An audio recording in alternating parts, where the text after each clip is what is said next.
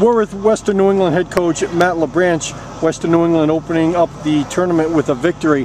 Matt, it's nice to get that first win, isn't it? Always, always. You know, it's a long way. I mean, realistically, to lose the first game in a deep field like this, that's a tough hill to climb. So definitely like to get the first one out of the way and try to stay in the winner's bracket as long as possible. And the other huge thing today was just to use one pitcher. Obviously, to get through the first game and use one pitcher, try to keep your guys as rested as long as possible.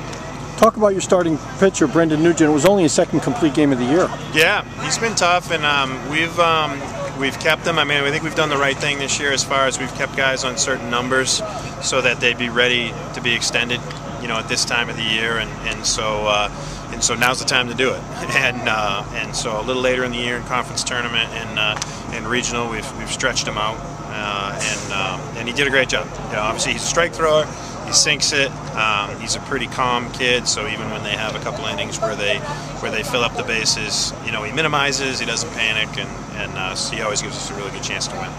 How important was it to get out to that quick lead? I think it's important.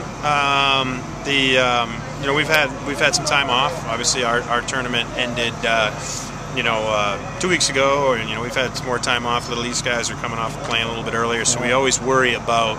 There's pros and cons to that, but we always worry about the rust with the hitters. So for them to come out swinging the bats right away and get some game confidence was big. You know, unfortunately, Pelkey's a nice pitcher. Unfortunately, I don't think he was. You know, for him, I don't think he was very sharp today. And we were able to capitalize. We thought there was some hittable pitches out there, and when we got something to hit, we swung the bat pretty well. You guys started out the season 5-6, but you're red hot right now. Are you about where you want to be right now? Yeah, I mean, I think we're playing. You know, we have a chance to play our best baseball this week.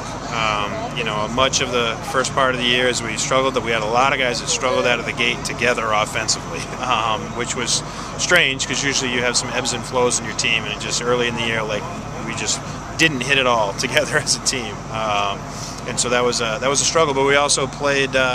You know, a terrific schedule, and what we're really excited about right now is that a lot of those teams that we ended up 5-6 against are here, and so we've seen them, and we know we can play with them, and we're hungry for another opportunity to play some of these teams when we feel like we're at our best.